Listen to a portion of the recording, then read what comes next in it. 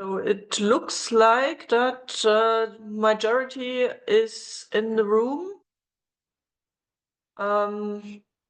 We might still see others joining, but I would suggest we are going to start that meeting.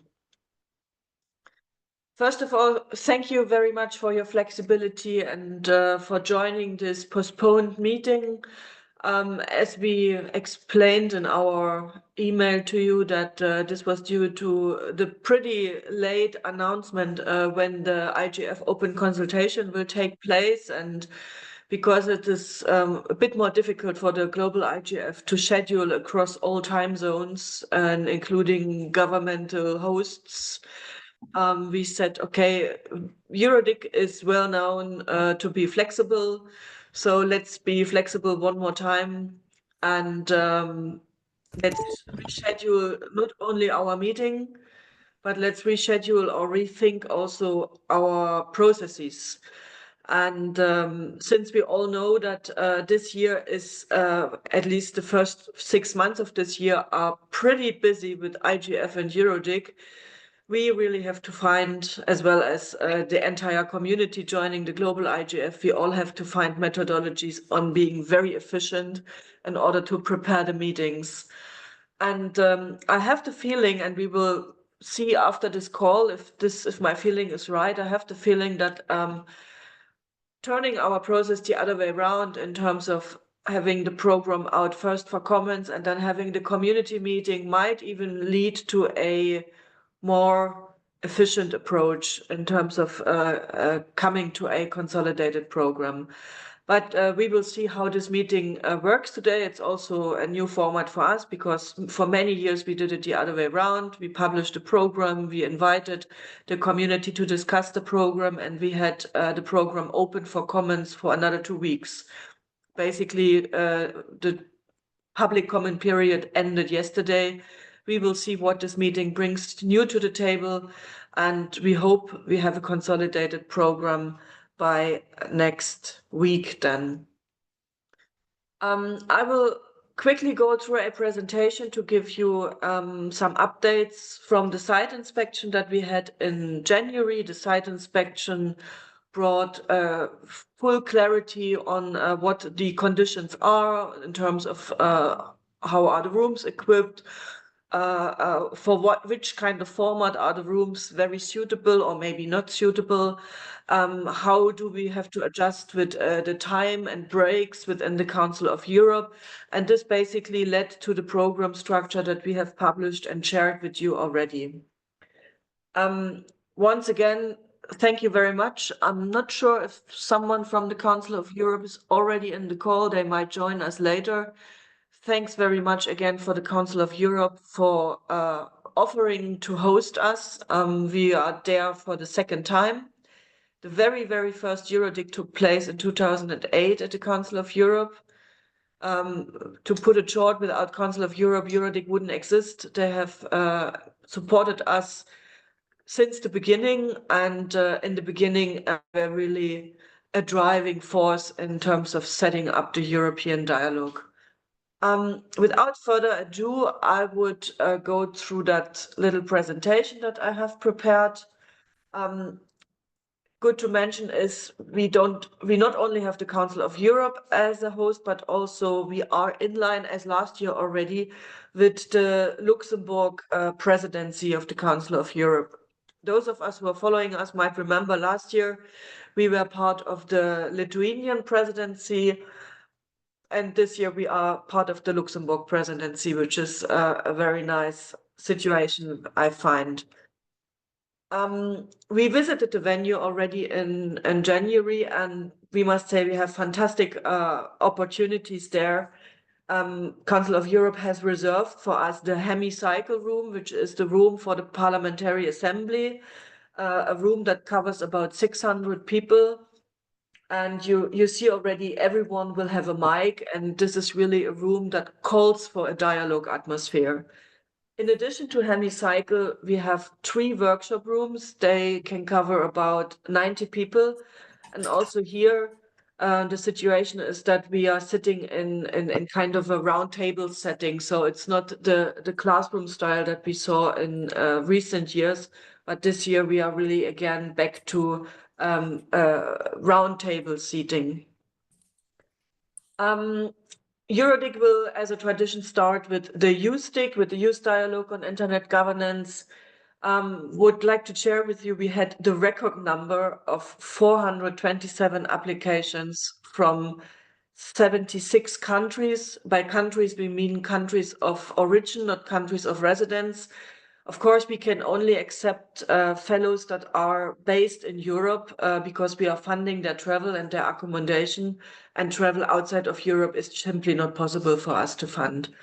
But again, the EuroDIG committee is reviewing currently the applications, and we will again invite 25 to 30 youth participants from the European continent to join us in Strasbourg.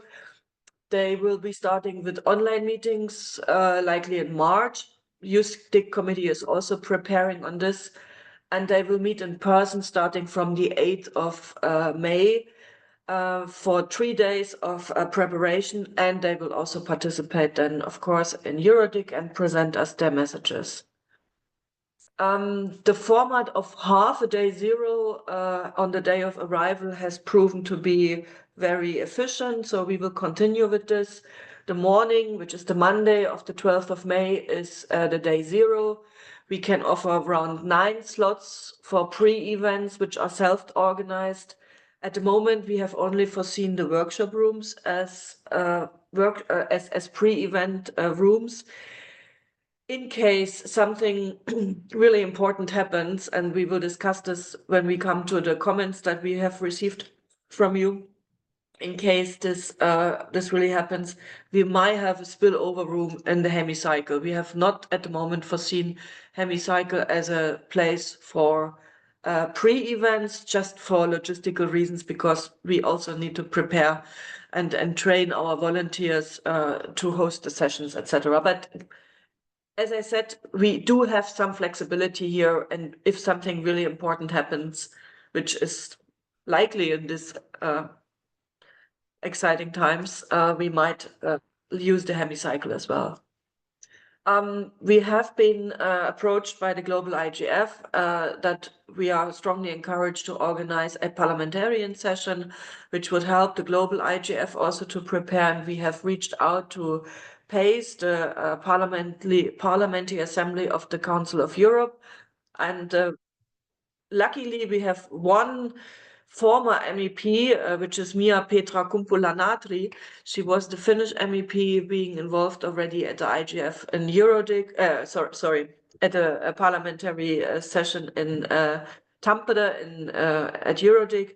And she is now one of the vice chairs of the Parliamentary Assembly of the Council of Europe. And hopefully we can create synergies and really get this committee organized to meet for a parliamentary session. And then we will start in the afternoon. We have already the confirmation from the Secretary General of the Council of Europe to open our event. That involves some sort of high-level protocol, etc., and will also hopefully approach other high-level participants to join EuroDIG, like our partner organizations, for instance. And then we will continue with the opening plenary keynotes, the EuroDIG messages, and the intergenerational dialogue. Also, with respect to the tight time frame, we went a very pragmatic approach when looking for a program committee. Basically, the program committee is the same as last year. We have a former host in an advisory role here, which is Inga. You might remember her from last year. Mark Carvel joined this team because GDC and VISIS are one of the main topics, and he is taking care of these processes within EuroDIG. And we have here, at the moment, they are blind, but there are already people behind from the Council of Europe. Basically, we are working with the full team of the Council of Europe. We have just reserved those 2 blind spots here at the bottom of of the picture. But we have, in a changing role, a team from the Council of Europe being involved also in the program planning. The program will see 3 parallel tracks, 5 main sessions in a new format, and I will come to this in a minute. 10 workshop rooms, each workshop 60 minutes. That's also a bit shorter than last year where it was 90 minutes. And 10 flash sessions. And this is new.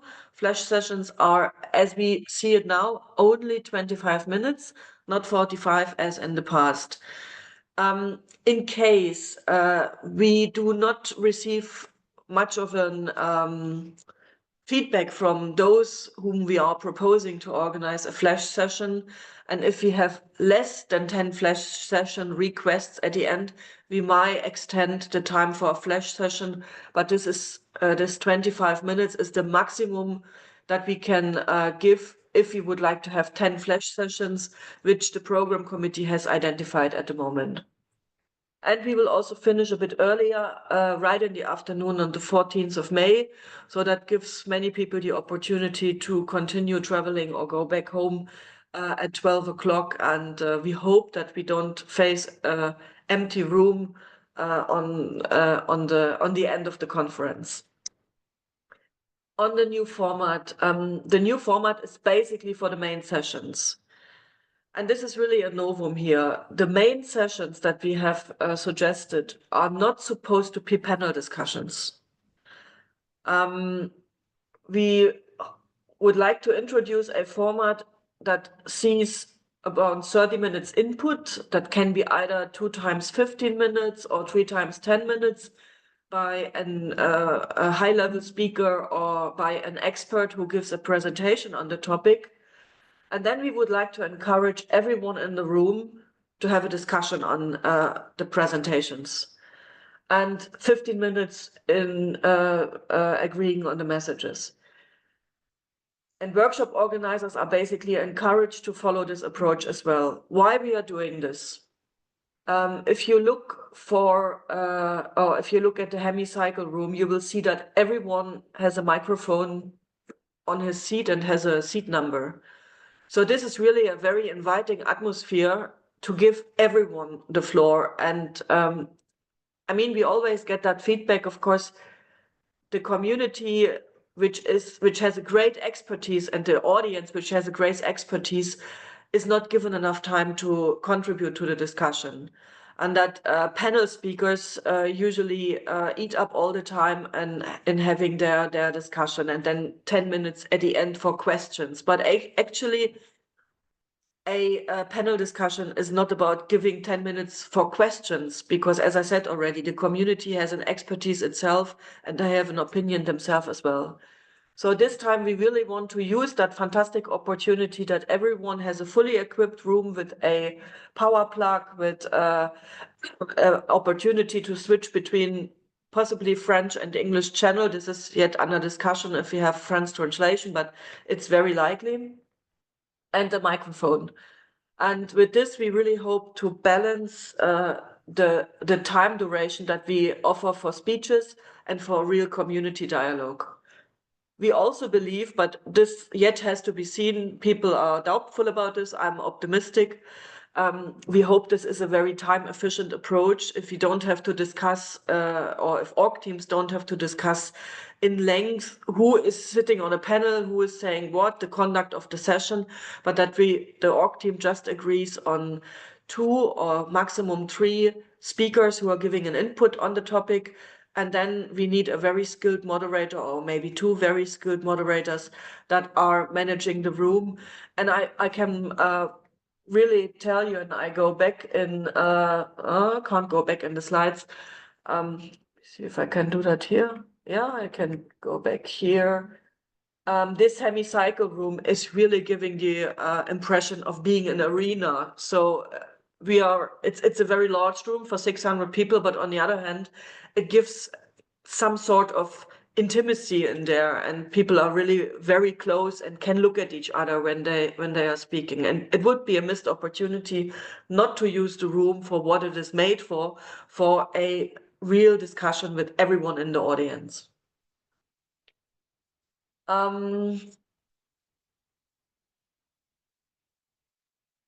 then we can look forward for at least one social event that is hosted by the Council of Europe. It's yet to be decided whether that will be the Monday or the Tuesday.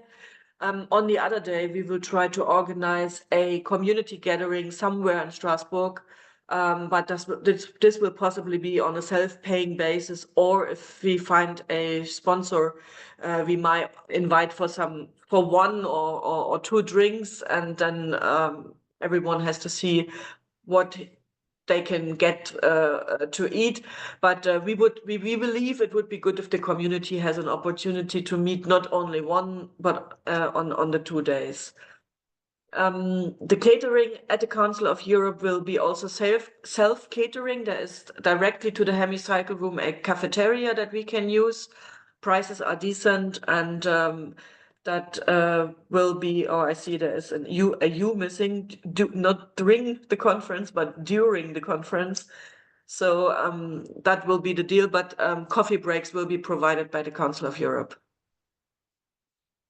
The timeline, as I said already, 17th of February, which is next Monday, we hope to have the consolidated program. And the second half of February and beginning of March, we will reach out to focal points and have briefing calls. We will call for org teams. If you had a look already, the wiki is up and ready. The wiki pages are already set up, and the registration will also open end of February or latest 1st of March. And then everyone has time to do the session planning in April, because in May it has to be ready, which is 1 month less than we used to have. I mentioned already the wiki, and I would like to reiterate that this is really the place where everything takes place until EuroDIG happens. It is the place where you can find the public overview, including the session details, as the org teams agreed on it. It is also the collaboration tool, because everyone can access the mailing lists via the wiki. And it is also an easy access for new participants to join, and an archive for EuroDIG. And as we've been told, a great source for researchers on the long run. If you can support in any way, I know most of you are here to discuss the program, but the financial situation this year is not really promising. So if you have an opportunity, or if your organization has an opportunity, please contact us. There are multiple opportunities to donate. I stop here for the minute and would like to ask if anyone has a question or comment on the logistical overview that I just gave.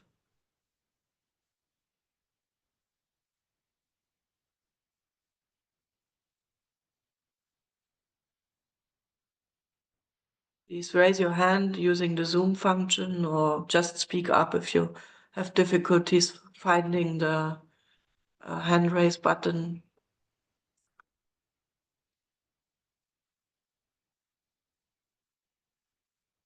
If there were questions in the chat, please raise them, or raise this question now, because I wasn't able to follow. Not so far that I'm aware. Now we have a hand raise from Adam. Adam, please go ahead. Thanks, Sandra. I mean, the design of the main sessions is very interesting. It's very bold.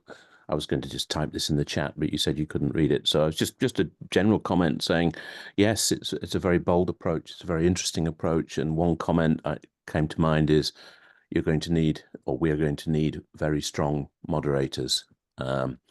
Otherwise, things could get lost very quickly. So to those designing the program, I think your key input, if you like, is going to be making sure you have extremely strong moderators. Thank you. Well said, Adam. Other comments? Yes, this is Jacques. I have problems raising a hand in my instance of Zoom. Well, a very practical question. Well, I know security and everything at the Council of Europe. How will this be handled? Very practical question. Jacques, that's a very good question.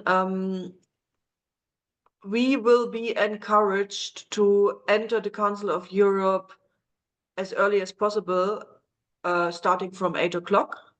And then everyone has to go through accreditation. They have a list of participants so that they can find your name. And then everyone gets a badge for the 3 days of EuroDIG, for Monday, Tuesday, Wednesday. And with this badge, you can basically open many doors at the Council of Europe. You can not only use the hemicycle, the workshop rooms, and the accompanied cafeteria, but you will also able to visit other cafeterias. There are also terraces where people can gather. Basically, I was really pleased to see so many corners and spaces where you can have a discussion, bilateral or so ever. So these badge that you will receive, and I encourage you to get it as early as possible in order to avoid queues in the morning, because at 9 o'clock the accreditation center becomes very busy and there are only 2 people working on the accreditation, so there might be a queue then. So we really encourage everyone to join as early as possible. But when you have registered for EuroDIG, we will include a note into registration email that we encourage everyone to do so.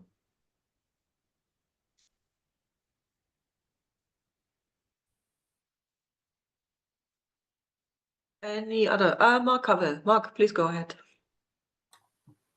Yes, thank you very much, Sandra, and hello, everybody. Greetings from the UK.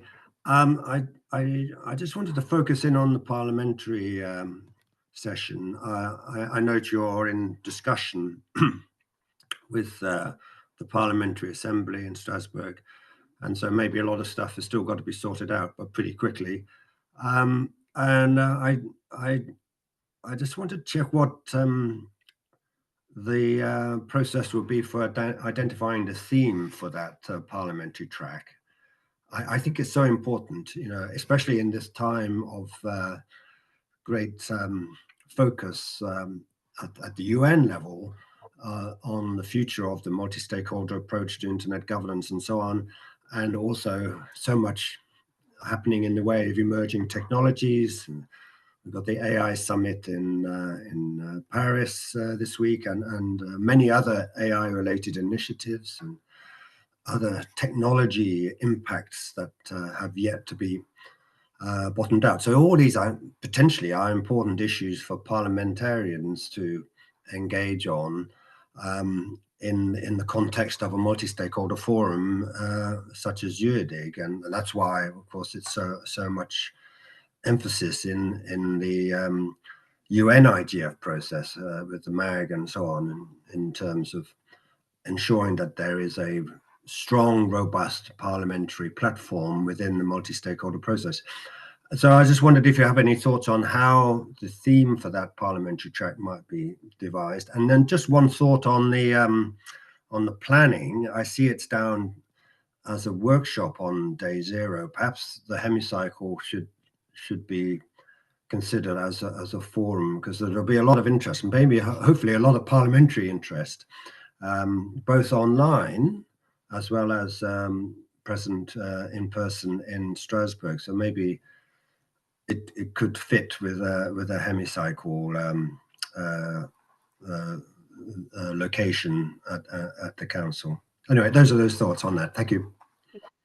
Thank you, Mark. On your last point, indeed, we might reconsider putting one of the pre-events and the parliamentary session, since it is their room anyway, would possibly very well fit into the hemicycle.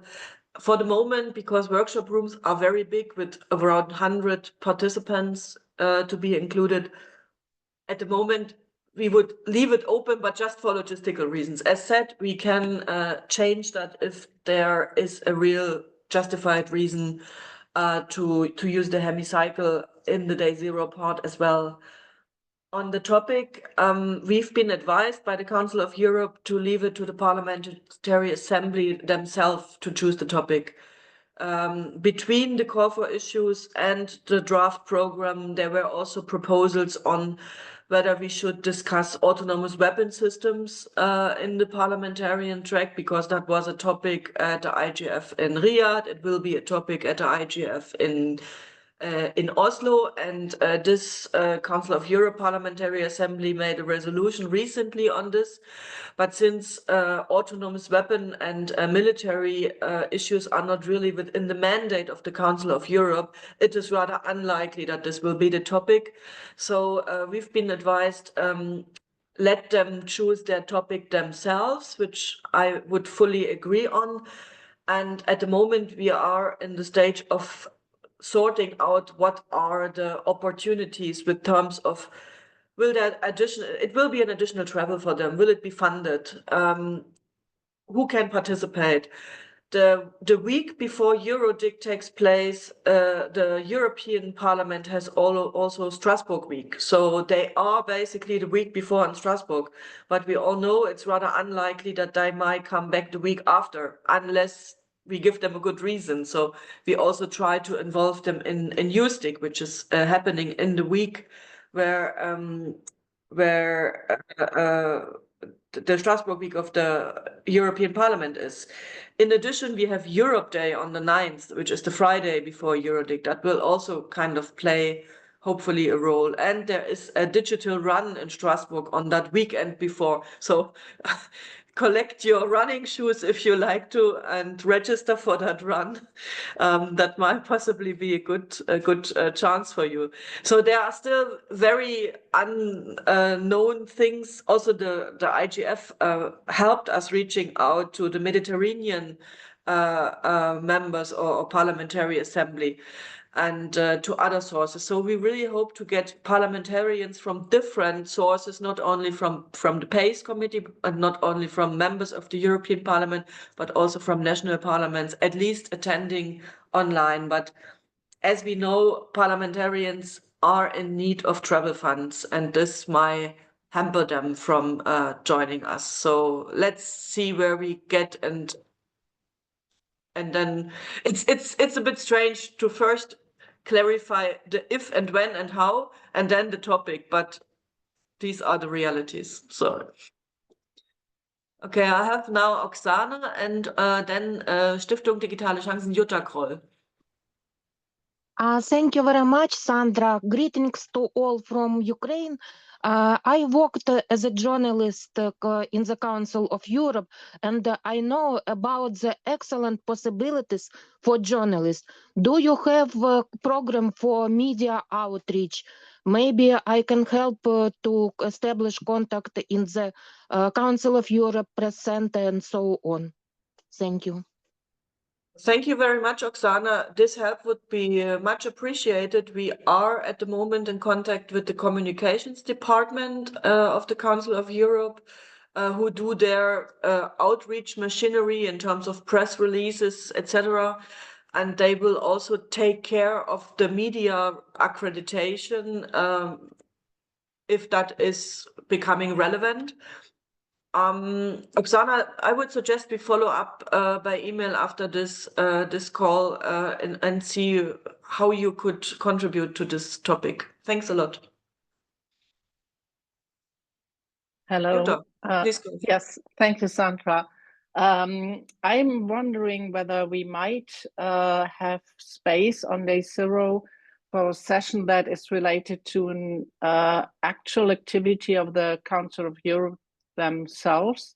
They had adopted in 2021 the Rome strategy in a continuous row of strategies for the implementation of the rights of the child. And currently, the Council of Europe requests all the national governments to deliver a report on how far they have implemented that Rome strategy for the rights of the child. And the strategy has a strong focus on the digital environment. So it might be interesting to cooperate with that department, the child department from the Council of Europe, in order to get an overview on how far the national governments have already reported and on how far they have come in implementation of the strategy of Rome in regards of the digital environment. I do think it would be a good complementary issue to the agenda of EuroDIG this year. Okay, thank you very much, Jutta. What you can see at the moment on day 0,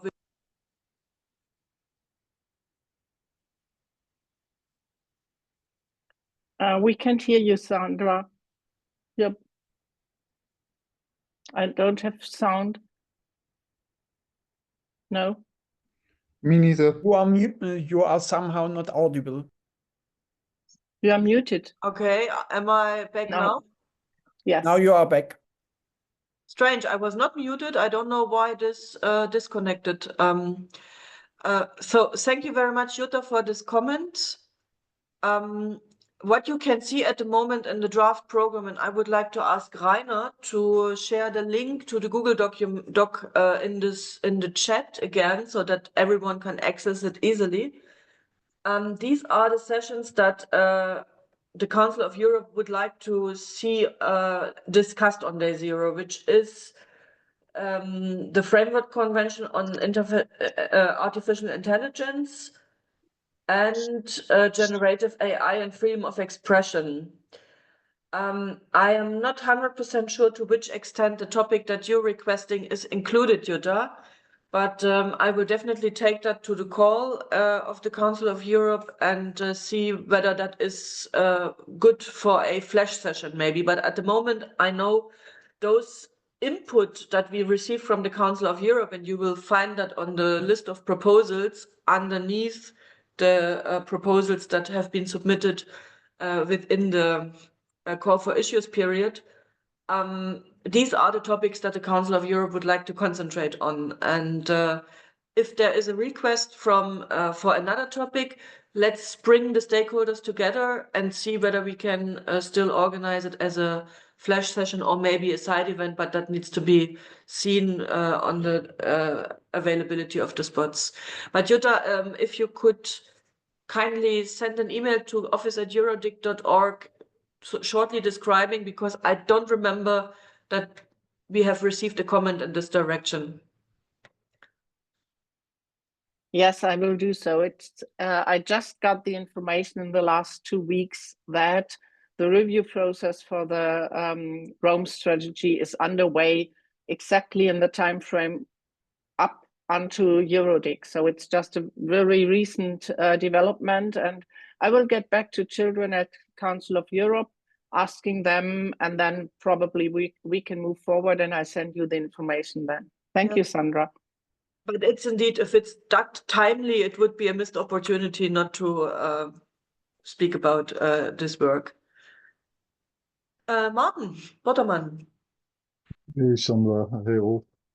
Thanks for the excellent prep work. I very much agree and appreciate the fact that you moved forward so fast rather than wait for IGF to fully gel up.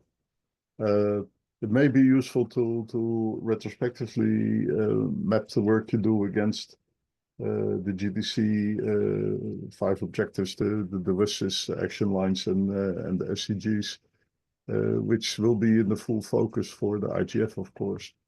But overall, program looks good. My main question was, we had excellent facilitation for hybrid participation in Finland. Is this possible here too? What you mean? Which excellent facilitations you mean exactly? For hybrid facilitation, so we could have people call in from. Yeah, of course.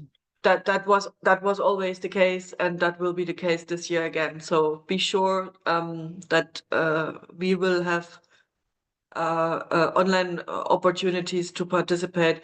We must say we are scaling back a little bit. For instance, we will not offer web streaming in addition to Zoom. We will only stick to Zoom for several reasons, because you need basically another hand only watching the web stream channel so that this goes into the right direction. But yes, Zoom will definitely be an opportunity, and we are also trying very hard to get captioning in. Some of you might remember last year we had no funds to include captioning, and we were criticized in particular by the Dynamic Coalition on Accessibility, because for some people it is really deemed necessary to have the live transcription, and we found out that AI Zoom integrated is not as good as it was or as we hoped. So we need indeed live transcription and hope we can get that into the budget as well. But also here, we are not sure yet. It's amazing what you can get done in all this insecurity. Thanks. Very clear. Any other comments or questions? Merely on the logistics. Let's look at the program in a minute. Merely on the logistics or on the organization of the event. Because if there are no more questions, I will stop sharing the screen and move to another screen.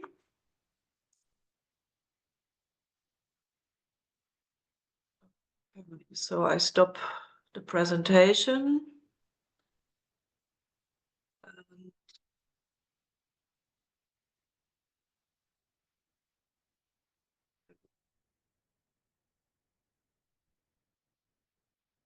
I'll share the draft program.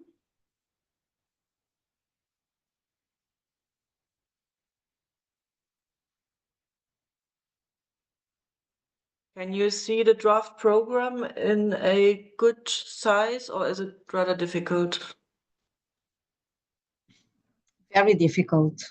Very difficult. Then let me see if it's getting better when I enlarge it a bit. Is that any better? Yes, a little. Okay. So I would then switch in this draft program on the topics that we are currently discussing.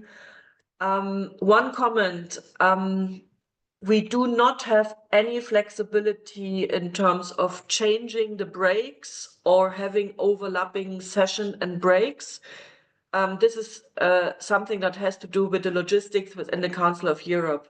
There's also no flexibility of having this lunch break at another time.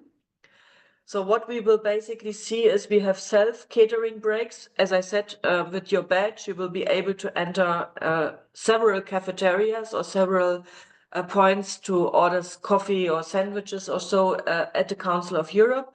So there is a self-catering breaks, or there are self-catering breaks on the day zero part. And the first coffee break in the hemicycle foyer is starting before EuroDIG officially starts on Monday. And then we will have coffee breaks in the hemicycle foyer on Tuesday and on Wednesday. And as I said already, the self-catering cafeteria, which is a break of 90 minutes, is next to the hemicycle. And as I understood, only reserved for EuroDIG participants. And also this break cannot change. So everything that goes into the direction of changing times and going into a break and these kind of things is almost not possible. That's just a comment at the beginning. And this is basically also the reason why we didn't follow our approach of having main topics or focus areas with subtopics, as we had that in recent years, which was a good element, but it's simply not possible with the logistics in order to do the breaks. Because you might remember in recent years, workshops ended at a different time when main sessions ended, and breaks were a little bit overlapping with sessions, but this time we have to have the sessions all together at one time, and that is a new thing here. I spoke already enough, and I would now invite the program committee to recap their review of the proposals and the subsequent clustering. And I would really just call on any of the program committee members to give a short assessment on what their impression was on the proposals. We had several program committees distributed over several categories. We are still working with the categories that we introduced many, many years ago, but those categories are only for us an element to distribute the work, and they are not reflected as categories as such in the program anymore. And this is also not new, this is already for a while. But please, program committee members, several of you are on this call, please raise your hand and give a short recap on what you have discovered in your category of proposals. Just speak up or raise your hand.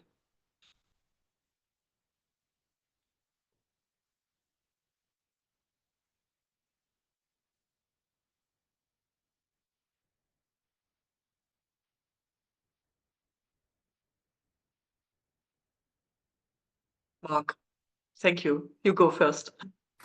Okay, excuse me. I'll kick off with well, the main topic session on the WSIS Plus 20 and the workshop on the Global Digital Compact. There were responses to the call concerning these, and I just wanted to explain that we had a discussion in the program committee as to whether we combine everything into one session covering WSIS and GDC, or separate them somehow, and how we would do that. And what we agreed was that we'd have a main topic session on the WSIS Plus 20. This is the key UN process that we all are aware is looming large, and we're approaching it very, very, very soon. Well, indeed, the process has already kicked off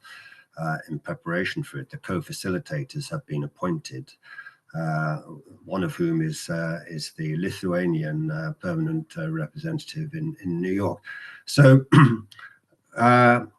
a main session on the WSIS Plus 20 we thought was a priority, and what it should cover in particular is building on our previous discussions in EuroDIG in Vilnius, the messages from that we look ahead and build on those messages and discuss how we should contribute to the WSIS Plus 20 process.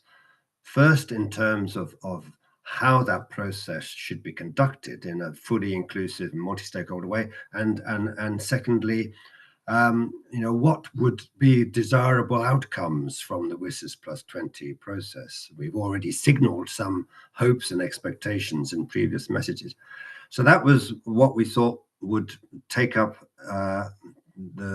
as the theme of the main topic session on the WSIS Plus 20. Now, the GDC, the Global Digital Compact, of course, intersects with that in the sense that there is likely to be some important complementarity between what is the progress so far with the Global Digital Compact. It was agreed, as you are all well aware, I'm sure, at the Summit of the Future last September, and now it's well into the phase of planning implementation.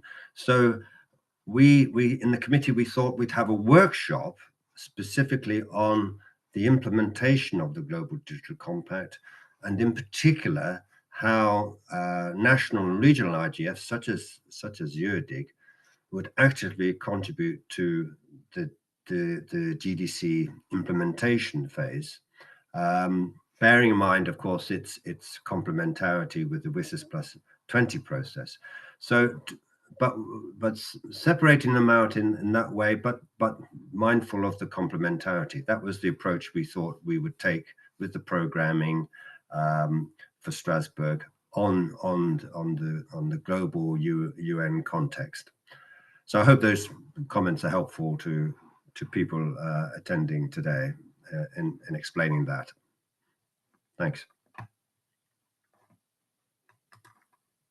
Thank you very much, Mark. I have marked the two sessions that you were just referring to in yellow so that everyone can see them in the Google Doc. And for those who joined later, Rainer, maybe you paste the Google Doc link again in the chat so that everyone can also access that document.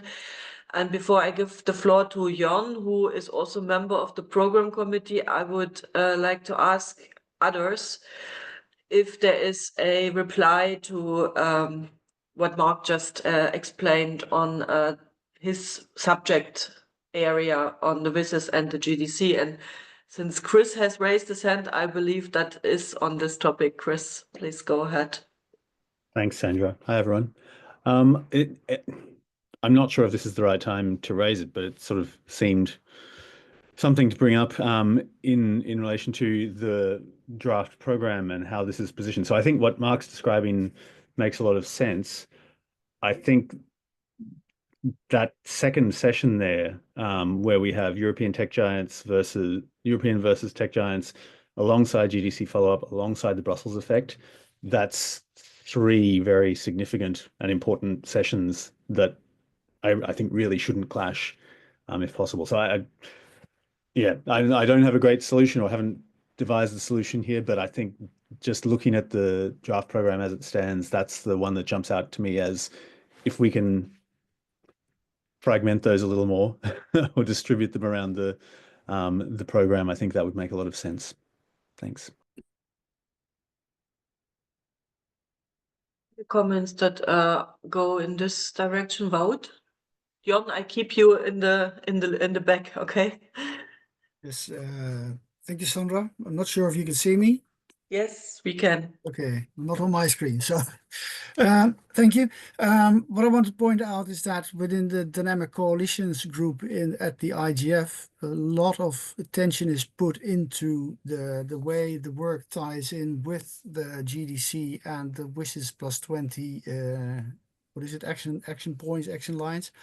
So I think that stresses how much importance is put on the WSIS process and the IGF renewal, more or less. So that what I want to underscore what Mark said, I think that it's going to be very important that in the messages of EuroDIG, this is also addressed so that it can be taken into the whole at the IGF as a strong message on how regional IGF in this case contributes to this process and how it can make sure that the implementation of it is being assisted. So I think that's very important to have in the messages of this year. Thanks.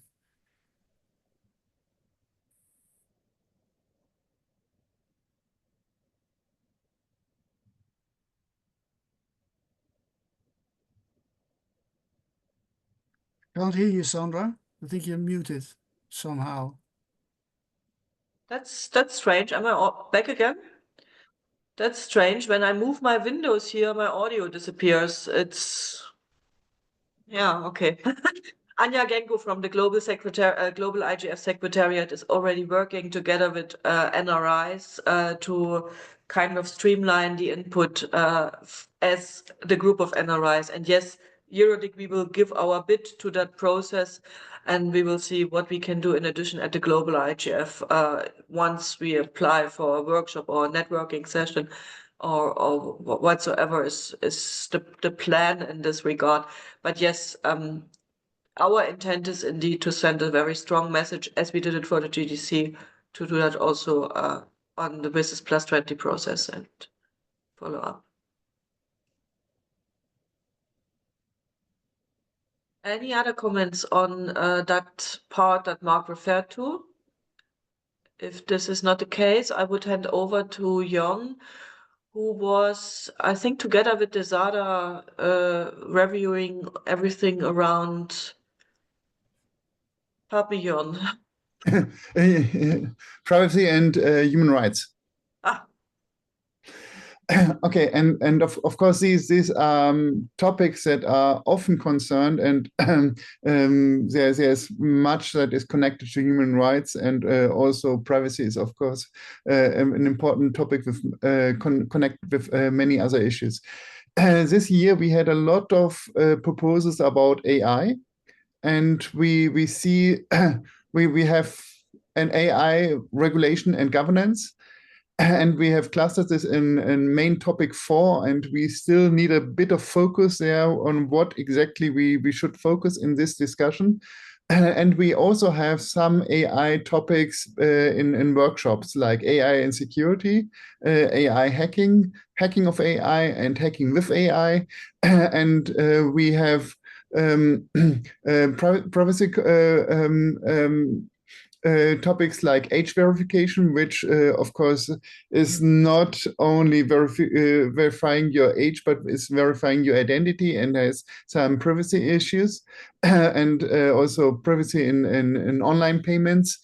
So we in the flash sessions like AI and healthcare, and so we have the topic of privacy in many other topics included, and AI is a major topic. And if you have followed the AI Action Summit in Paris, with the speeches by the highest representatives, Ursula von der Leyen spoke, Antonio Guterres spoke, the Vice President of the US spoke. So we have this discussion on the very highest level of politics. And this, of course, is a major topic for us as well. And we see it also coming from the Council of Europe. And the Council of Europe, basically, they have proposed sessions that have similar topics like AI and privacy. And as I understood, we still keep them separate. Although they might touch same issues, which is okay. But we see AI topics there, and we see AI topics in the other program, as well as with online privacy topics. Thank you very much, Jon. And I have tried to catch all the sessions that you just referred to, the ones that are related to AI and privacy. Indeed, we believe one main session should be dedicated to AI, but as you said, focus is missing. And online privacy was also a session that was proposed by the Council of Europe, because they would like to invite a UN rapporteur for this session. So that also calls for a main session, 2 pre-events from the Council of Europe, plus 3 workshops in dealing with privacy, age verification, and workshop at the moment 1. These numbers are not yet marked in stone. Workshop 5 and workshop 7. Okay, I see comments from Jutta and Wout. Jutta, I think you were first. Yes, thank you, Mark. Sandra, for giving me the floor again. I just wanted to comment on a short remark that Jörn made in his excellent presentation of all the issues addressed in these input and sessions. With regard to age verification, we will get very fresh input 1 month before the EuroDIG takes place at the Global Age Assurance Standards Summit in Amsterdam. And it's not, I'm pretty sure we will see some methods there that allow for age verification without identification of the identity of the person. There are several technical developments underway currently, and these will be presented in Amsterdam, and then we can probably move a step forward at EuroDIG with making a differentiation between revealing the identity of a person or verifying the age or the being part of an age group at EuroDIG. I do think that is a very interesting development, and I'm pretty sure it will enrich the session that is already proposed. Thank you. Thank you very much for that hint, Jutta, and I would encourage you to connect the 2 communities, the ones that are discussing in Amsterdam and with EuroDIG. Yeah. May I directly answer to this? Age verification always needs identification. There is no age verification without identification. The question is, so the person has to identify themselves against the computer. The question is who this identification will be sent to. So it is possible by technical means to only send the fact of the age verification to the other side. But of course, you need to identify yourself with a means of identification versus your computer. And then it is a matter of online privacy and privacy by design. Who else will be able to identify you, whether it will be only your computer or whether it will be a government institution that knows that you're accessing a service, or whether it will be the service that will be able to identify you. So don't let us take this dispute any further in this round. Maybe you have heard about the approach of double blindness, and that will ensure that it's possible what you're denying right now. I'm not denying it. Let's take it to a private debate. Yeah, it's sure. not, and we will learn more after Amsterdam. Pretty sure. I know these methods, and we shouldn't take it further. I agree. Yeah. But Jon, honestly, this is really a discussion we should have at EuroDIG and not here at the planning meeting. Okay, Wout. Yes, thank you, Sandra. I'm looking at the program, and I sent you a message a while back on quantum computing and the implications of that happening. We see every few months new developments there, and that is getting better and better.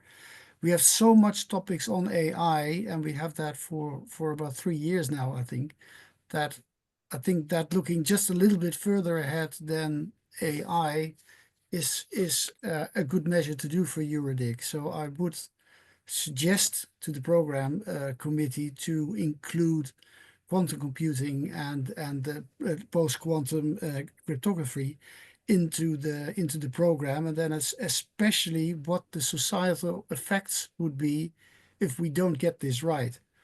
And I will admit that I'm a coordinator of IS3C, as you know, at the Dynamic Coalition in Internet Standards, and that we do a study at this moment, which is funded by FNIC, the .fr organization, and that they strongly support this call that I'm doing now as coordinator of the DC.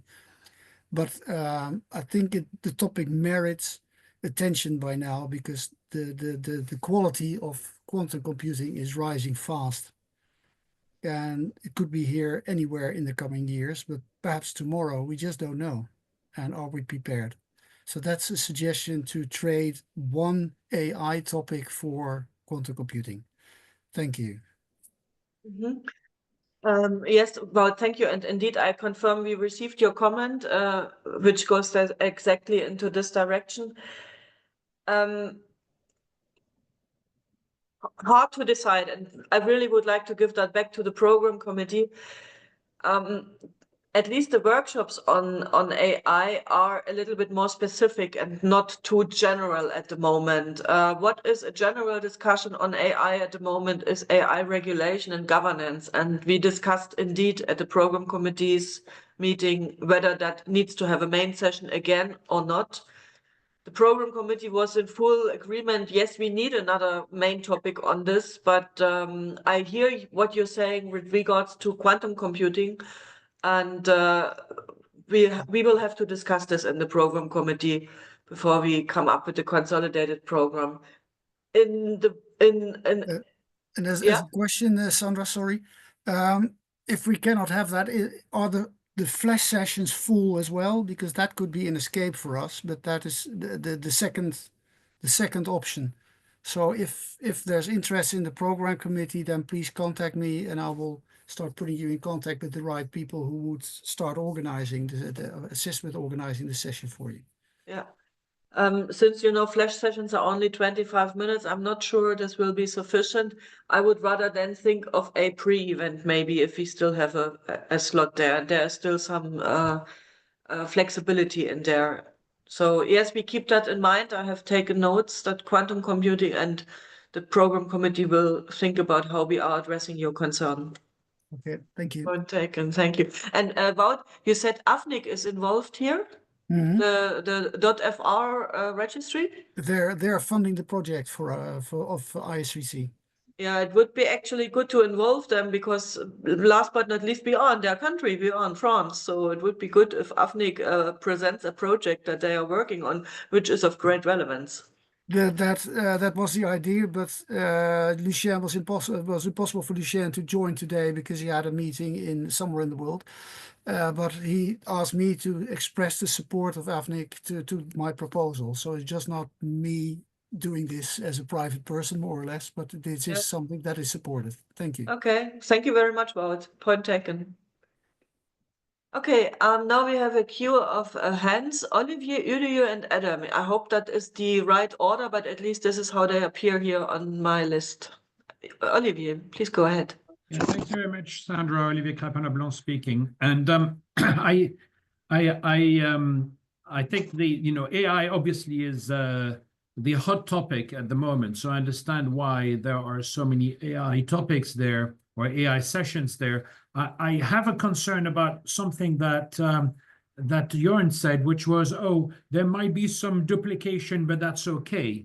And I think we have too few slots to have duplication. That would be a bit problematic for me if there was duplication, especially since we are having only one about WSIS plus 20, which is extremely important. And we seem to also be forgetting about the encryption debate that is going on in Europe, for example, and the digital services infrastructure and the digital security infrastructure for Europe. All the other stuff that's going on seems to have been pushed by the side. So I do have a few concerns that we have a lot of AI and much less of the other stuff. Thanks. Okay, thank you, Olivier. As I said, point taken, we revert that back to the program committee to discuss this. EuroDIG? Yeah,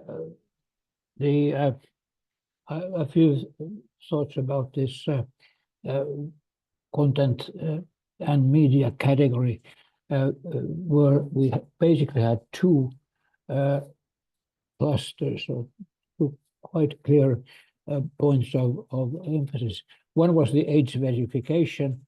It has already been mentioned, and it is now workshop 9. There were really many proposals on that. The other was a collection of proposals related to social media platforms, disinformation, something that we have been discussing for many years. And but actually, all these proposals, the deadline was before there were these couple of events on this area. That is to say, Mike Zuckerberg saying that Meta doesn't need any fact-checking anymore. And of course, all the things that have happened with X, with Elon Musk and his many roles. And this, what we have now, of course, and that was that came up very much in Paris at the AI summit, this sort of confrontation sailing up between the platforms and Europe, European Union, European Commission, but not only them. I think that we can talk about Europe here, and that led to the proposal that we have for main topics, topic 2, with this slightly provocative name of the headline that says Europe versus the platforms going wild. And basically, of course, in this new format, what we have, I think that it would be quite good to have someone to talk about what's going on in these transatlantic relations in this area, and then somebody preferably at a high level, actually talking about what Europe is going to do about all that. Thank you. Thank you very much, Uriel. Indeed, I can just echo what you say. In these dynamic times, we don't know yet what we will discuss in this main session, which is provocatively named European versus tech giants going wild. And that is indeed a very good topic for a community discussion in the hemicycle. So thank you for clustering this. And you see that, for instance, because you mentioned the age verification workshop as well, that in these categories, there are lots of overlaps here. I see Adam has raised his hand. Adam, please go ahead. Thank you. And the discussion about age verification, just as it was going along, the doorbell rang, so I missed some of it. So apologies if I repeat something that was already said. Very important issue for the Polish presidency, and we should be aware of that and the discussions that are going on there. EuroDIG really should be trying to influence Europe and so on in this way. And I remember from the Internet Society's contributions, they are very concerned about conflating and combining age verification in general, because it affects the whole of the internet and child protection. They are not one and the same. So I would listen to the Internet Society on this. It really needs some care in how it's handled, and look at what the Polish presidency are doing. On issues like quantum computing, it's complicated, and it really needs expert opinion or knowledge, certainly explaining what is quantum computing, what is quantum cryptography. You're talking about fundamental changes to physics and Shor's algorithm and things like that. It's very easy, I think, to respond to things that we read in online. This is not something to respond to just because we've read about it online. We really need, if you're going to have this discussion, it has to be framed by people who are absolutely experts and take care with it, because otherwise it's just really responding to media. And I know there are experts in the group. I'm just saying that frame it properly. Otherwise, you know, it's more like a discussion on social media rather than a proper session. But going back to the age verification, given the importance of the Polish presidency, given importance and the work being done by Internet Society as a partner, I'd be careful in how this is framed. Thanks. Thank you, Adam. Would you or I can be in the position help us bridging to the Polish presidency? We don't have really direct contacts to good. Yes, we can certainly try. Yeah, absolutely. Gabriela Schitek, maybe she might have good contacts, and also if you say experts on quantum computing. So if I can, or you in person could help us to identify experts, that would be of help. Well, we were very specifically interested in the encryption aspect. We're not quantum. I mean, there are people who understand quantum computing, but it's mainly for us for cryptography because of the keys we use to essentially authenticate, you know, secure the internet. But that's a very specific discussion. I think what Wout and others are proposing is a bit different. On the Polish presidency, yes, I think that would be helpful, and probably David Frauci who I know has been contributing much more than me in the discussions for EuroDIG so far, would probably be equally good contact. But we can help. Tell us what we send us a short note saying, or an action, do X, and we shall do X, if that is helpful. Thanks. Thank you very much, Adam. Okay, Karen Mulberry. Karen, please go ahead. Yes, I was going to address the quantum computing one. In terms of experts, IEEE does have a breadth of expertise in quantum computing, down to some of the minutiae related to quantum computing that we could provide, depending on how this gets framed. Fantastic. Thank you very much, Karen. And Karen, since you have the floor already and I have no other hands raised, would you just continue with going through your proposals that you have reviewed? And what the Sorry, proposals I just that- would like to intervene. Okay, there is an intervention from Anna Nemes, I think. Yes, sorry, but Okay. I was trying to see the hand to raise. Well, just would like to emphasize that to have the Polish presidency of the Council of the European Union on board will be extremely interesting because they have a special focus on internet governance, on digital policies, processes. So it will be very interesting to have them on board. So very good idea, and I can help to reach as well. Thank you.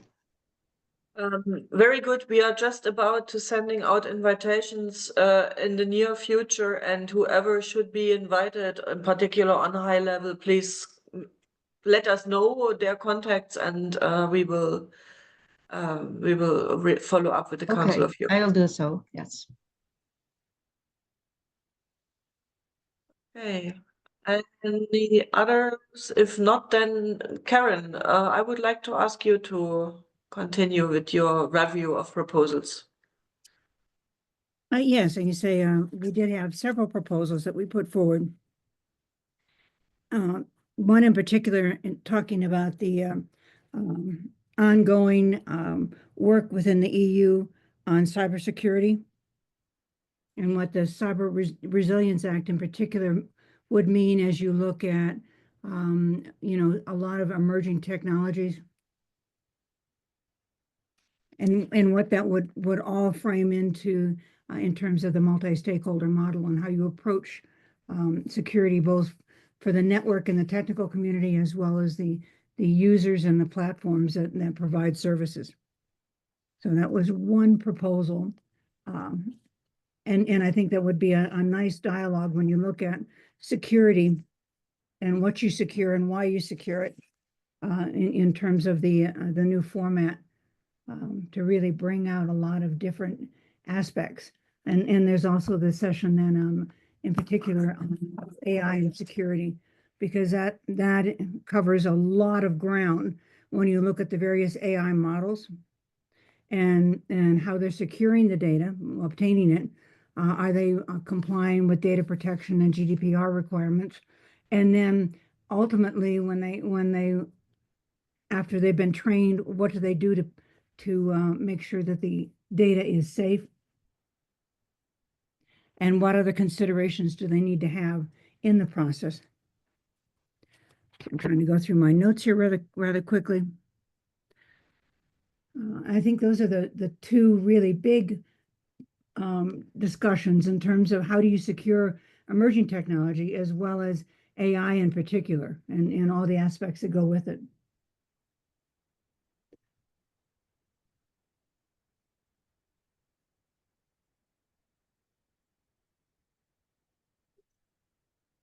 Any comments?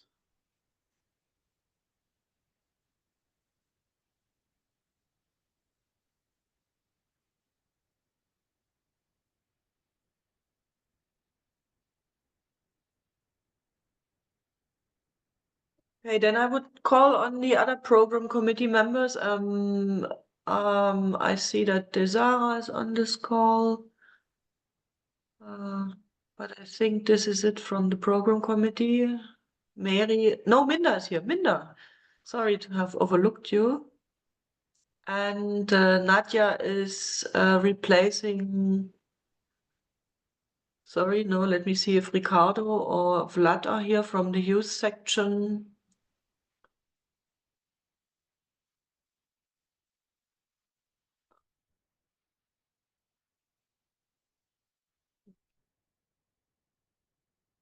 Anyone else from the program committee, would you like to speak up and share your findings? I would definitely ask Nadia to give a little recap of the intergenerational dialogue that we introduced last year. Give a short feedback and explain those participants in the call what we are trying to address the feedback. But Hi, Sandra. I'm happy to talk a little bit okay, about the please go ahead. Yes. Last year, we introduced the intergenerational dialogue, where we had 3 sessions that at the end of the day would share the thoughts and ideas of the youth participants of how they were participating in EuroDIG and what are the themes and topics that they explored, that they found interesting, wanted to highlight, or wanted to be very critical about. So the first session was the EuroDIG messages. So previously this was a keynote. Now it is a part of the intergenerational dialogue, in which they talk with senior policymakers about their messages and interacted with that. And then the other 2 days are a reflection of the EuroDIG program. Last year, some of the comments were that there was a lot of comments from policymakers that talked about youth participation itself, rather than about EuroDIG or the policy messages. So what we're aiming to do this year is to structure the debate a little bit more tighter and have the use of the timer to really reflect specifically with questions on the potential topics that are, for example, for the EuroDIG messages, we would ask questions instead of an opening statement about, what are the highlights of the EuroDIG messages? Which are the ones that you think that is critical for your European community to know about, that we haven't addressed yet or should be on the agenda, or that you wanted to highlight in the upcoming discussions, what you would like to add for consideration. And that's then also at the end reflection, we wanted then to ask the youth participants, what do you want to highlight about the things that you learned at EuroDIG? What are the concerns that you have about the future for the internet? We are still, me, Ricardo, and Vlad are still discussing which questions, how the format is going to look exactly. But this is something that we'd be very interested in continuing to ensure that we have a bigger discussion and intergenerational dialogue. And of course, we encourage you to ask us questions, ask the youth community questions, sit with them during the event, and exchange ideas. So we are looking forward to an excellent part in the EuroDIG program. Thank you very much, Nadia. And just for those who don't know, Nadia is the coordinating role and part of the secretariat when it comes to all matters of youth participation. And she is coordinating and leading the team of EuroDIG, former EuroDIG participants that are now building the EuroDIG program. And she is not officially part of the program committee, but because Vlad and Ricardo, who are representing youth voices in the program committee, both couldn't make it today. So that's why Nadia stepped in. Okay, just raise your hand if you have questions, comments to what Nadia just said, or if others from the program committee would like to speak up.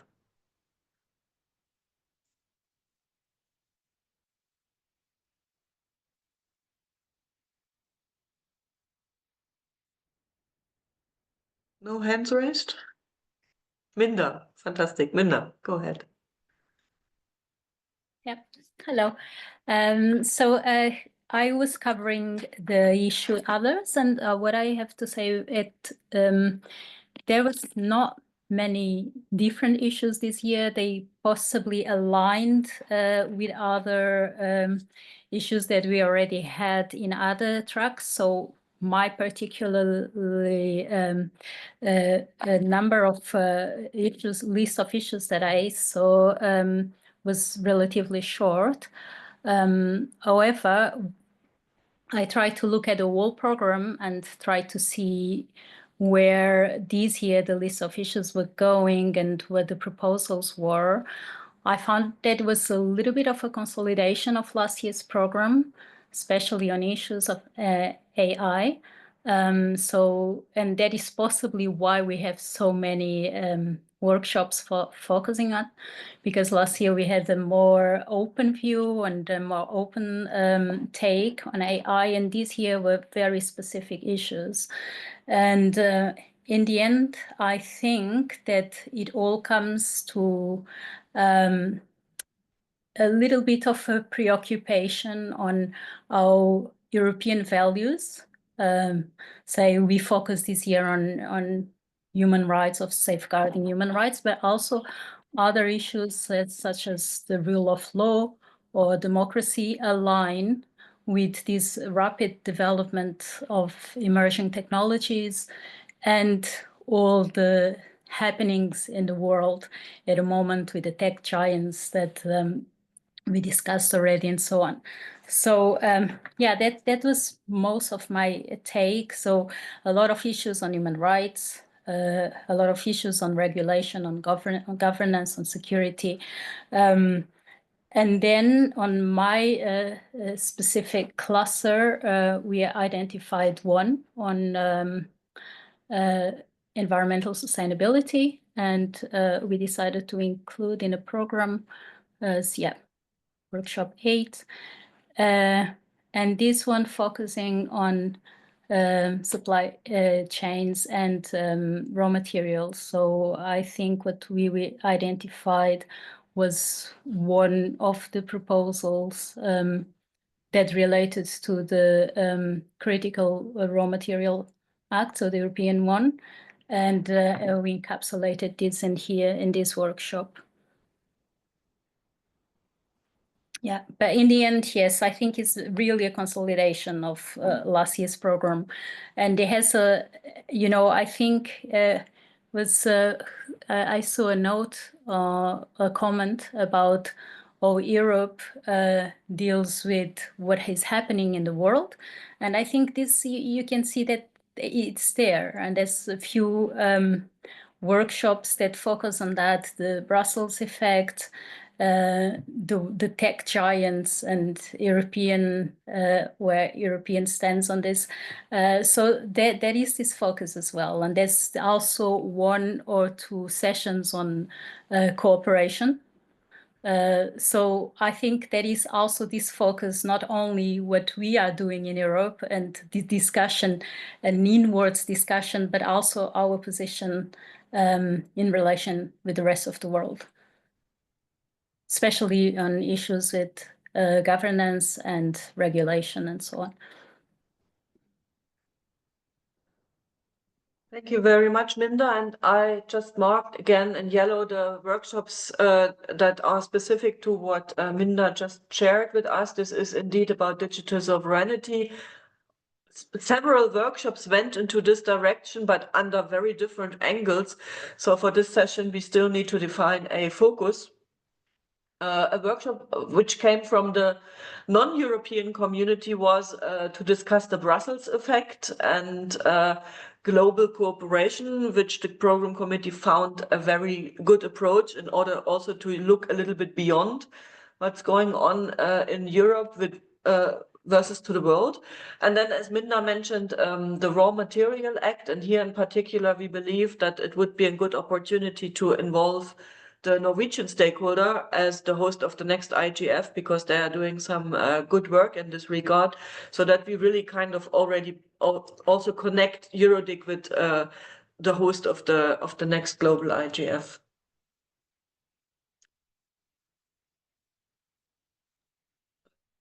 Are there any comments, questions to what Minda just said?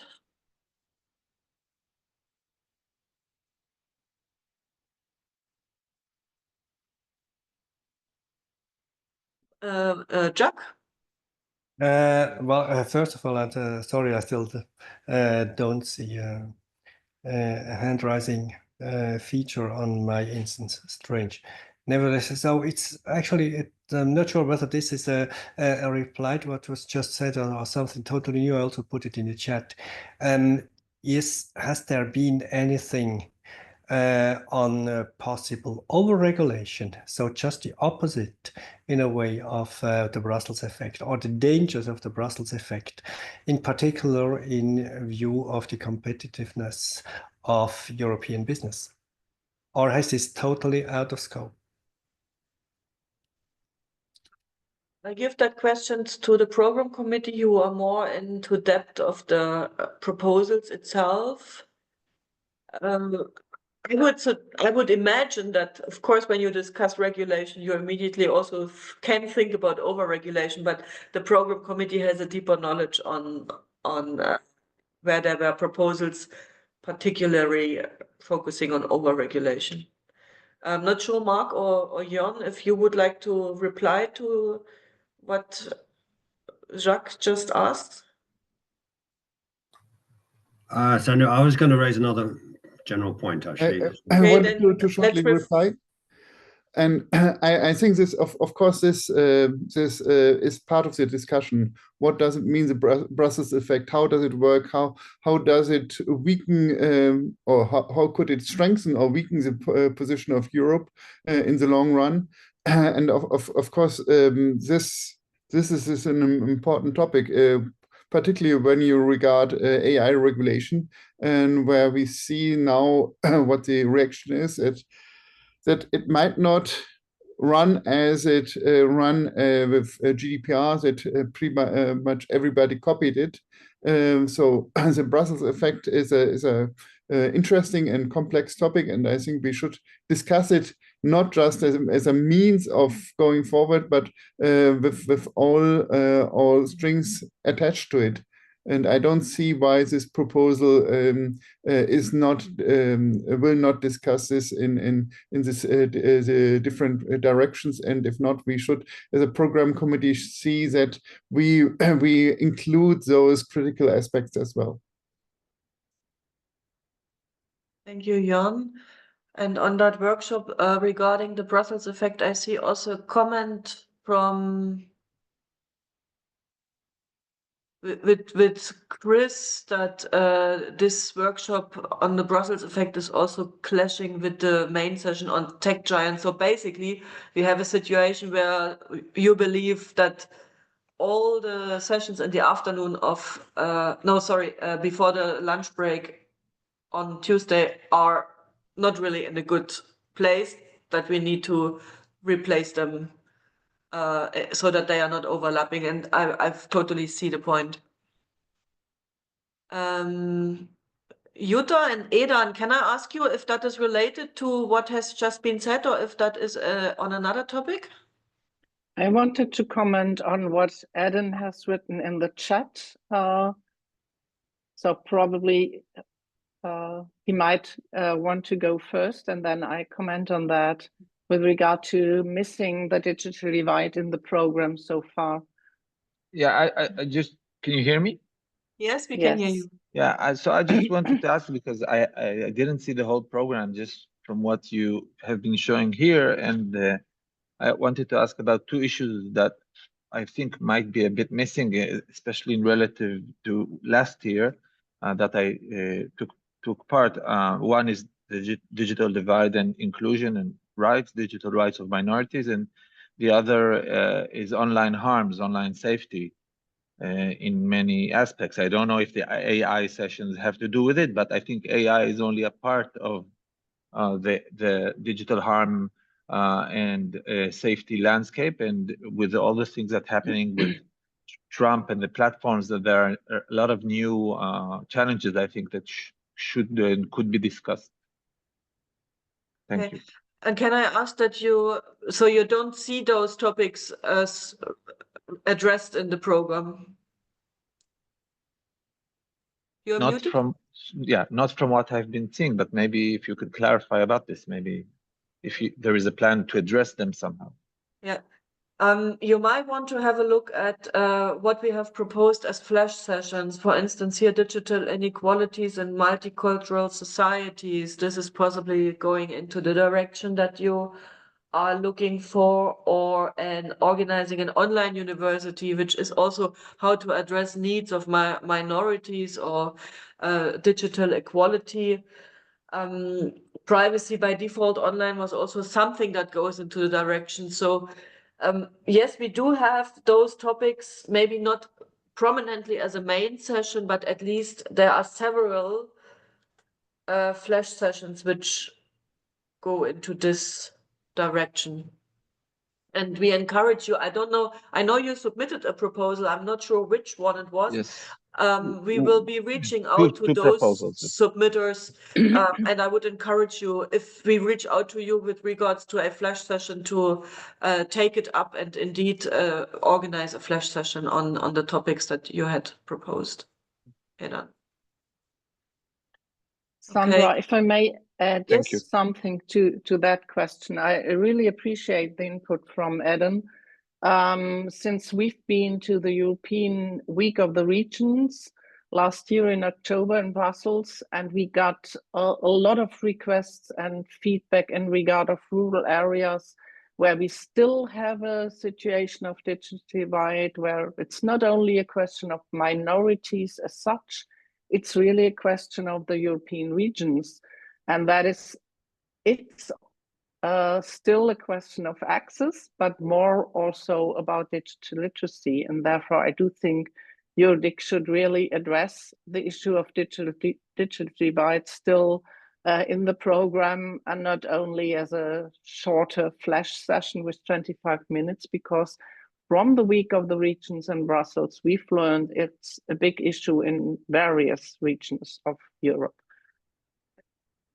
Can I ask the program committee, I don't have it in mind, and also Rainer might have a better overview, if he had significant proposals on this issue, because what we faced in the past, when this topic was proposed in rounds like these, it was at the end hard to find someone who really takes up the responsibility in organizing such a session. And if there was a significant proposal in this regard where we could really build on, we might reconsider putting this into the program. But if this was not the case, we just simply don't have the time to find someone who is doing it. And Jutta, with all respect, but we should try to have new people involved. And I know you have done a lot of great work in the past on this issue, but we cannot have the same people organizing the same sessions every year. That's why we might be hesitant, but I guess you understand what I mean. Yes, of course. I don't want to organize such a session. I just wanted to put it on the spot because that was a lesson learned from the Week of the Regions. And I do think it would be beneficial to address. Okay, I will take that also, took note. Digital literacy and digital divide is missing. As you mentioned it, I will go back to the program committee to see whether we have a strong proposal on this, and someone who is willing to really take the lead and work on a session like this. Okay, I have now two hands, Mark and John. Yes, thank you, Sandra, and and thank you, Edan, for this point about generally about online safety. As committee members may recall, I raised this actually in one of our discussions, that the profile of efforts in respect and broad citizen concerns about online safety we're not getting much coverage in the program, and I, coming from the UK, I'm mindful of what's happening with the UK. In the UK, we're moving forward from legislation on online safety to regulation, and as I mentioned earlier in the chat, as I understand it, the UK regulator, which is now empowered by the law passed by Parliament, UK Parliament, will be announcing how it's going to implement the proposals to regulate in this area of online safety, and including holding the platforms to account and instituting a regime of sanctions. All of that, as I understand, is going to be announced around about the time of EuroDIG in Strasbourg. So, and I think in our discussion, we reflected on workshop 9 on the 14th as being one location in the program, if you like, where online safety, if I got that right, in workshop 9, where online safety, and maybe it could be sort of rebranded in a way to say this is one workshop in Strasbourg where aspects of online safety are going to be addressed. So maybe the titling could be fixed. Just to give a sense that this is a live, hot issue for many governments and regulators, and EuroDIG is offering some opportunity to discuss how to make the internet safer online for children, for vulnerable communities, and taking into account literacy issues, aspects as well, evolution of digital literacy strategies and so on. So that's those are my points on that. Thank you. As a program committee member. Thank you. I give the floor immediately to Jan. Yeah, thank you. When I reviewed the proposals, I found 5 proposals mentioning digital divide. And we could do an update there. I think this topic is a very old topic, and we have been discussing this for many times. So we should kind of follow up this topic, but it's not a very new topic, and it's also often connected to other issues as well. It's connected to social media, it's connected to AI, it's connected to a lot of other topics. So it could also be included in other topics. And so I think we should have an update on this, in particular when there are new developments. Whether this has to be a workshop or this can be done in a flash session, I'm not sure. So I think putting this into a flash session is good. If we find more people that want to intervene on this, we could have it in a workshop as well. And if we of course can do a workshop. As I said, we have 5 proposals that can be grouped into this area. It's 14, 49, 4 proposals, 14, 49, 74, and 75. Okay, thank you very much, Jan, for doing the quick check on this. We are now ending up again that we would like to see more content in the program than we have slots available. What I have taken note is that the topic of quantum computing and cryptography is missing, that digital literacy and divide and online safety should actually be included. This is what I hear from this call. Maybe there is a little bit too much of AI and possibly overlapping. So I really believe this is something that the program committee has to take a decision on. Whether we include something else and leave out one of the AI sessions. So let's see what the program committee decides on this, but we have taken note on this. Are there any other comments on the program? Also, program committee members who have not spoken yet, I encourage you to raise your hand.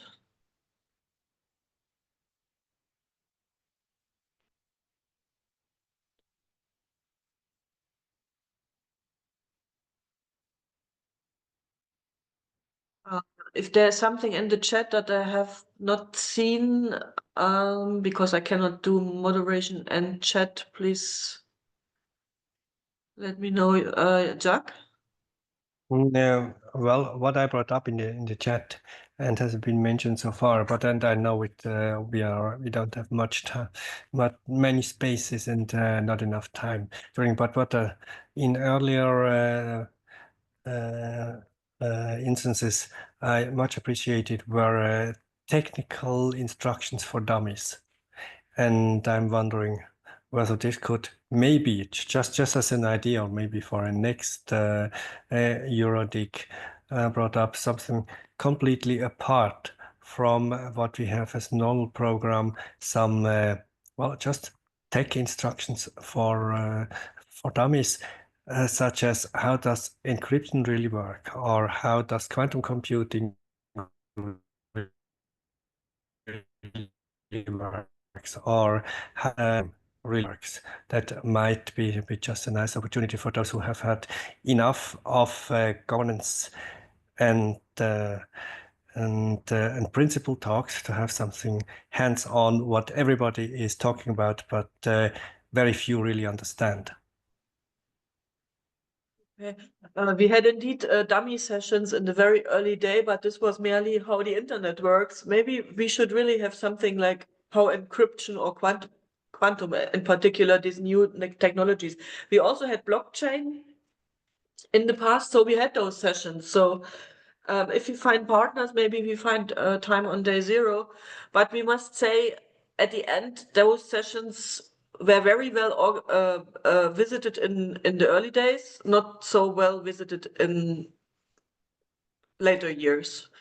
So we have to take that into account. But maybe also an online webinar is a good opportunity to cover this topic, why and not? we can reach a wider community. Adam, you have raised your hand. Yeah, I was just going to say that's a very nice idea. 101 type, not necessarily sessions. Sandra, you mentioned webinars, something we have been thinking about, and by we, I mean some of the technical community, is continuing to do internet 101s. How does the internet work? Because people essentially don't know. There is a layer of internet underneath your mobile phone or whatever that makes all the packets move. And so we said at the IGF in Saudi we would produce such a video, and we held such a session, and I have some notes of that. But doing something on, the basics of quantum, 15 minutes on encryption, what is it, how does it work? They are essentially evergreen in a sense, and perhaps we could discuss on day zero how that might be put together. And they would need to be expert. You don't need to hear me talking about quantum, absolutely. But they would be a resource that others could use if you EuroDIG produced 15-minute expert videos on these topics that would contribute very well to the global IGF. So I think it's something worth exploring as perhaps a birds of a feather type of session on day zero. Thank you. Oh, and I can't promise that ICANN has the expertise. I'm saying that we can collectively try and find that expertise. Thank you. Okay. Very good proposal. I keep that in mind. 15 minutes videos for preparation are indeed something that could reach beyond EuroDIG. Thank you very much, Adam. Any other comments?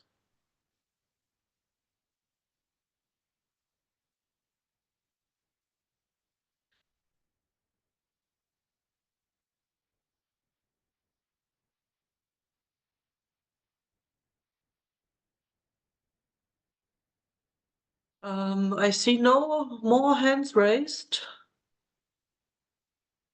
From my point of view, we have basically gone through all the program items. You see, we have for day 0, 4 dynamic coalition slots. It seems that we have already more dynamic coalition interest than slots available. We might ask some of them to merge, like the global IGF did in Riyadh, but we will be reaching out to the organizers themselves. Is there something apart from the program and apart from the logistic that have been mentioned that you would like to mention, that you would like to know, something that is unclear for you? Because otherwise I'm more or less done with my agenda. One thing that I should look at is with you collectively, and in the meantime you can think about what else might be missing. What I will share with you now is the comments that we received in the call for comments, and I have marked those in yellow that need to be discussed because so overall we received 9 comments. And out of these 9, most of them were kind of support, endorsement, and appreciation and encouragement to join a session, to participate in a session, and so on. There were 3 comments that offered some points for discussion, of which I would say at least the one from Wout has been discussed here because this was about quantum and cryptography. We have addressed that. We received one comment from Roberto Gaetano. Actually, it's more than one comment, but he is mentioning that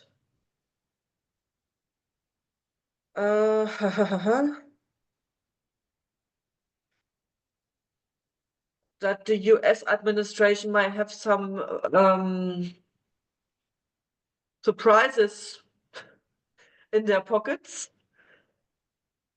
that might have a relevance to be discussed at EuroDIG. And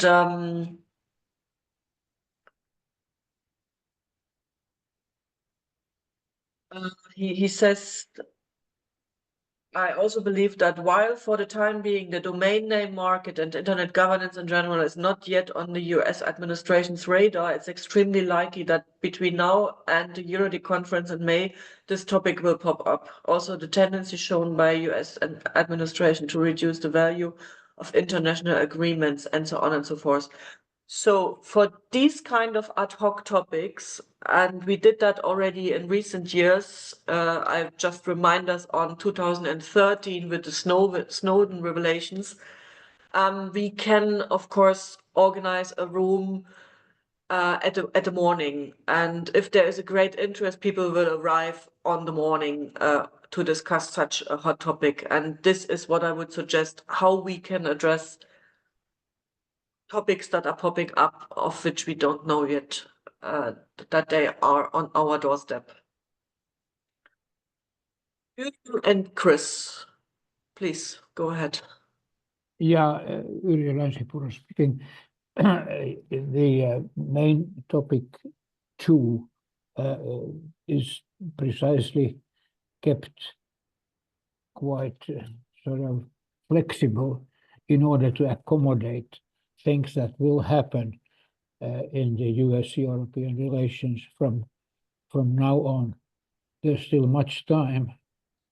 All sorts of things may happen, and that is the flexibility is there to accommodate. Thank you. Salute. Thank you, Yrjö, for mentioning that. And in addition, we can free up a room in the morning. Chris, and then Adam, let me know if this is an old hand or a new hand. New hand for me. I think it's also a new hand for Adam. I mean, just to Roberta's comment, I'd be a little careful about us sort of dedicating agenda time to discussing what's going on in American politics. I think the sort of real-time breakdown in whatever consensus we had around things like AI governance or around things like the privacy shield stuff, that's going to manifest in a lot of the other sessions. It's part of the water we're swimming in here is the geopolitics and how it affects all this. I think it doesn't help us. It doesn't help EuroDIG. It doesn't help anyone to sort of set aside or specify, okay, here's what we're going to talk about, how awful Trump is and how problematic this all is. I think it's going to be part of the bigger discussion that we have. So let's keep the focus on the specific issues that we have, would be my advice. I hear you, Chris, so you believe that's the underlining issue anyway. But as I said, in case something extraordinary happens, we have that space in the morning. Adam, and then Mark, and then Jörn. Yeah, thank you. Yeah, I think it's very difficult to react to Trump and Musk's tweets. There are substantive changes. We know, was it yesterday, day before, the UK and US didn't sign up to the Paris AI statement. These are substantive changes, but the rest is, well, it's just whatever they seem to wake up with. But that wasn't really why I was wanting to comment. I struck by, and I like the proposal for the main session, that 30, 45, 15, 90-minute break, no panels, as you said. But it does mean that, again, as I go back, that 30 minutes really has to be expert and set up the discussion. And we need to be careful in the 45 minutes that people like me, old white males, don't dominate, because yes, of course, I have an opinion on DeepSeek, but my opinion, the new Chinese AI work. But my opinion is based on what I've read in the media. I'm not an expert. So how do we manage that? How do we make sure that the response to those 30 minutes are expert?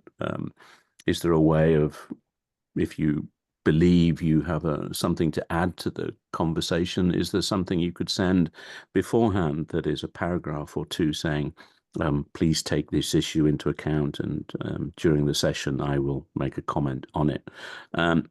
Something to help manage the session, because otherwise, if there's a vacuum and a microphone, someone like me is likely to have an opinion, and I'm not sure that it's always going to be substantive. So, and we're looking for substance. Thanks. I hope that makes sense. I was being a bit flippant in the way I presented it, but I think those 45 minutes can be either extremely valuable or they could just be blather. Thank you. Two comments on this, Adam. First of all, we can make you a moderator, so then you can manage it and don't tap into the situation to speak for too long. And secondly, we had at once at EuroDIG 2011 in Serbia, Maja Rakovic together with a co-moderator were organizing in the plenary room a discussion. It was also something related to media and content. And that was an extremely good session. People who've been there in 2011 might remember, and there was broad agreement that that was actually a good thing. We never did it again because the panel discussions took over and took all the space, but I'm pretty confident we will see, maybe not all of the 5, but we will see good discussions here. And you are right, it's up to the moderator to steer the discussion into the right direction. So finding good moderators is key here. And Adam, you can be one. Mark and Jan. Yes, thank you, Sandra. I just wanted to query where in our program, sorry, I'm speaking as a committee member, so where in our program we might highlight the value of the Net Mondial +10 guidelines from the Sao Paulo meeting, the Sao Paulo guidelines on multi-stakeholder process. I recall there was a proposal from Jorge Cancio that EuroDIG itself undertake a self-scrutiny on its compliance with the guidelines, and we agreed in the committee not to include that as an action within the program, but to be followed up separately. You were explaining this, Sandra, to me at that time. But I think it's important that EuroDIG does recognize somewhere in its messaging from Strasbourg the value of the guidelines and the focus it brings on to credible, valid, multi-stakeholder process. The guidelines very, very succinctly bring that focus. So I just raised that. I don't see an obvious place for it, for a discussion or consideration, however short it might necessarily be, on the guidelines. At the moment, I don't see a space in the program for it. So I just flagged that again. Okay, thank you. Okay. Thanks, Mark. There was indeed one proposal from Jorge Cancio who was a call to action, basically, and not really something that suits to a session. So we, in the program committee, discussed we rather bring this to the NRI network and maybe move on as EuroDIG with this call to action, but possibly in the second half of the year when EuroDIG and IGF are history. Otherwise, I would expect, since the Sao Paulo guidelines were also subject to the messages of last year, that they will play a role in the WSIS and GDC session and will be discussed and part of this over there, in addition to the action that might follow in the second half of the year. For those who don't know the proposal from Jorge Cancio, maybe Rainer can post the ID number in the chat. It was kind of a call to action to review or to call upon NRIs or EuroDIG in particular to review the processes if they comply with the Sao Paulo guidelines, and kind of make an assessment. That is indeed something which is, I think, a pretty good idea. Jörn, Karen, and Adam.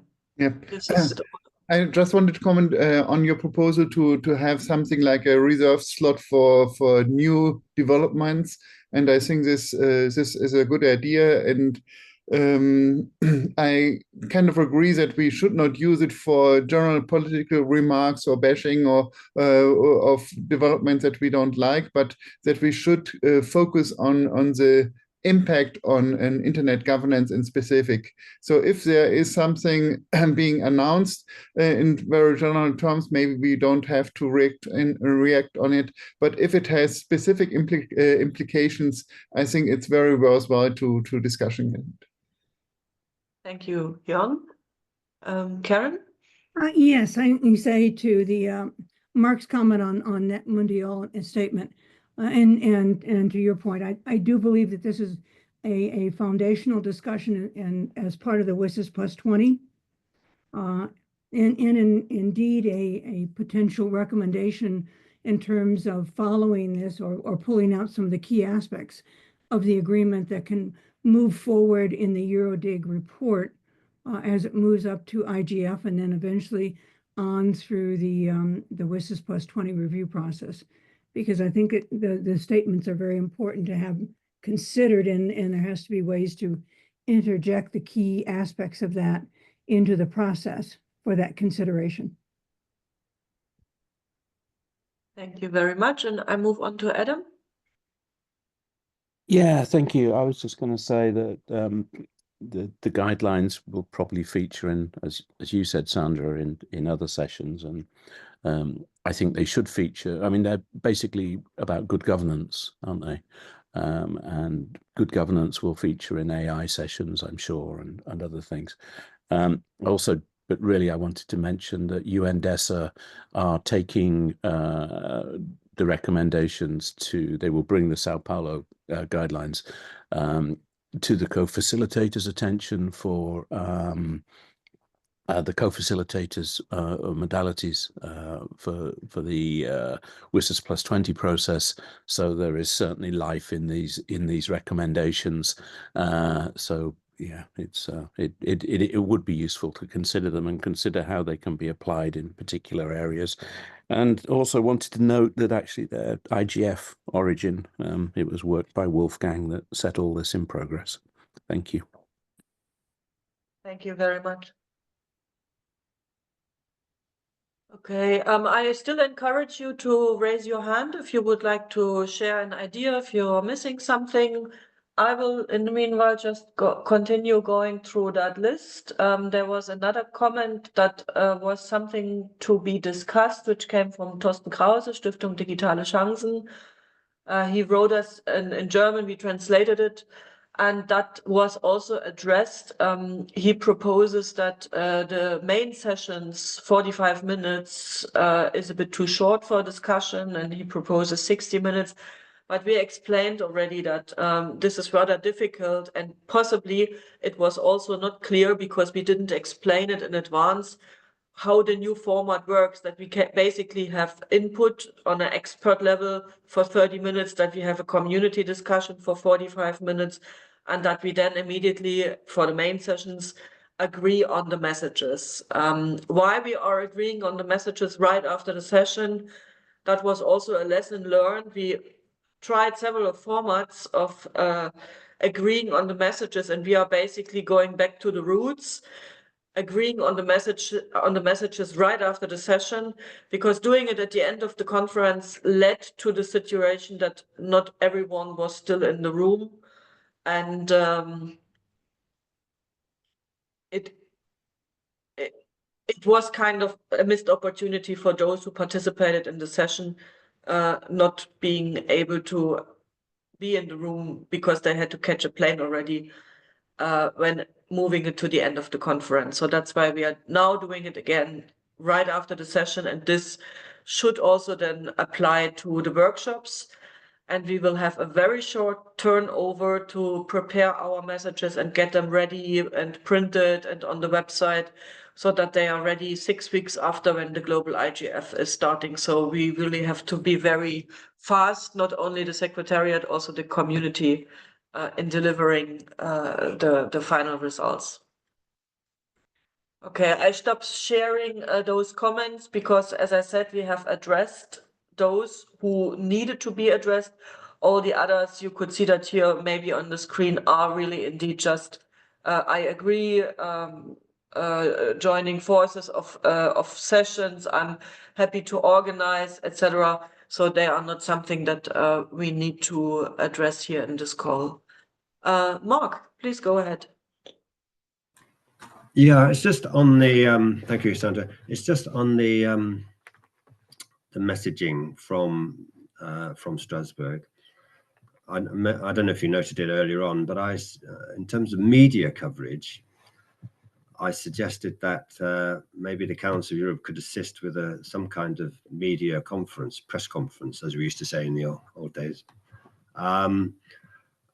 As soon as possible on the final day, to capture the main elements of the messages, even if they're not finalized, word by word, to get the media really to recognize that this is an important European forum that's feeding into global process, into the UN and so on.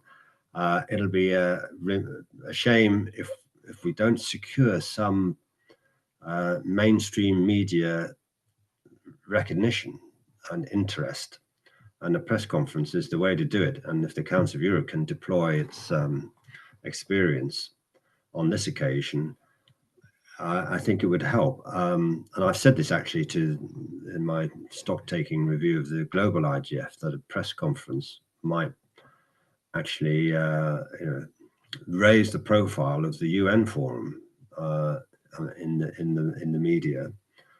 I know from my experience working in the G7 that we always finished up with a press conference. We got ministers to line up and say what they got out of the G7 meeting. It was hard work. I mean, for me as an official advising our UK minister, it was really hard work, fast work, but it has impact, So I just mentioned that as a consider. Maybe you've already considered it. I don't know. In touch with the council, some kind of media event that just immediately after the conclusion of the EuroDIG meeting. Thanks. Indeed, Mark, we discussed this with the communications department at the Council of Europe. What they are planning at the moment is maybe not a ministerial press conference, but to produce some video coverages during the conference, which goes then also on social media. We not really spoke about major media, but we have a call tomorrow with the Council of Europe where I will raise that again, what the opportunities are. But media coverage with some snippets, maybe even pre-prepared and then released during the conference or right thereafter, is indeed something that we are planning to do so.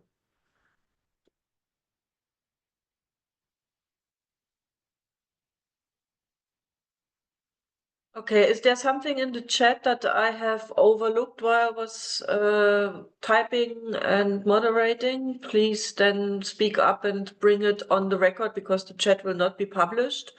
What is not said out loud is not on the record.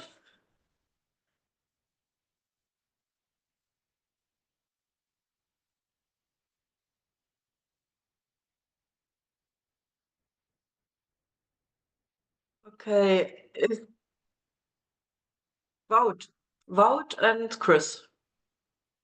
Chris is on the program, then let Chris go first. I will be there at the end. It's Okay, not on the Chris. program. I was just going to say it out loud, the EuroDIG aspect is probably something that could be useful in media outreach. I think it's a little more hooky and a little less, difficult for mainstream media to understand than multi-stakeholder internet governance processes. So that might be something we can try and highlight and really emphasize the good work that EuroDIG and EuroDIG do in bringing youth into these discussions, giving them an opportunity to play an active role. Okay.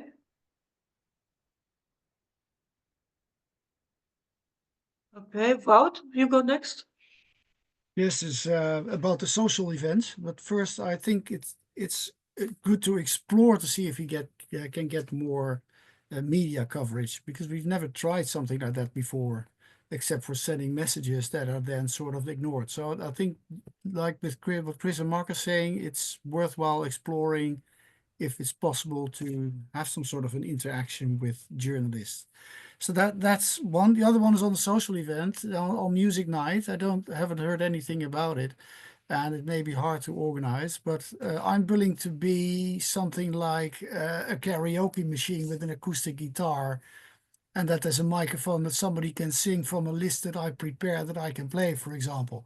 And then you only need a boombox and 2 microphones and a guitar plug, and then you're there. So if that's something that is feasible, that I'm willing to invest some time in learning some songs that people can sing with me. And Okay. that's just an idea. Good to know. We keep that in mind. And indeed, the jams band is on our radar, but there are still some things to be sorted out. And we hope we can have some sort of music interaction at a community gathering, or maybe even at the reception that the Council of Europe is Okay. giving So for us. I'll sign up to the jams band as well, of course. So Of course you whatever's do. Of possible. course you do. Okay. Anyone else?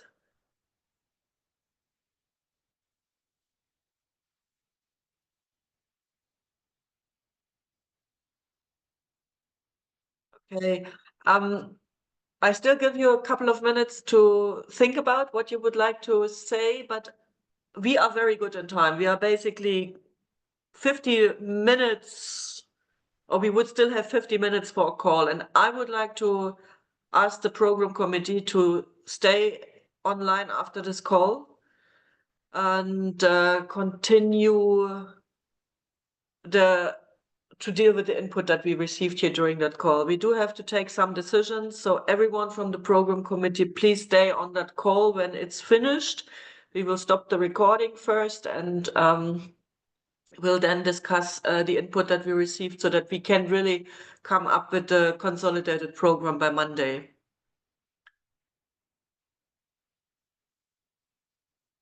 Okay, and I ask for the last time, anything, Minda, please go ahead.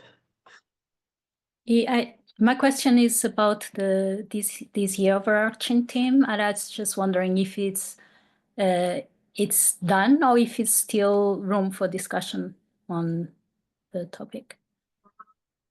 It is done. The program committee discussed if that should be a little bit modified, but it would have been too difficult with the Council of Europe. So we stay with the overarching theme, safeguarding human rights by balancing regulation and innovation, which is, as you rightly discovered, a consolidation of last year's program. Last year's overarching theme was also balancing regulation and innovation. And this year, because we are at the Council of Europe, we thought, let's be pragmatic. And the topic was copied many times by several other players. So we say safeguarding human rights by balancing regulation and innovation. So that's the theme that we go forward with, and as it will be also published on our website starting on Monday. Okay, thank you. But thanks for bringing me to that point. We did not really speak about this.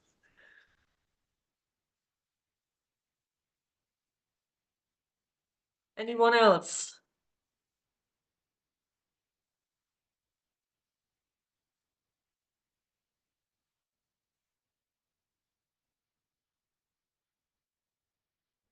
Okay, if this is not the case, then I would suggest Rainer to stop the recording and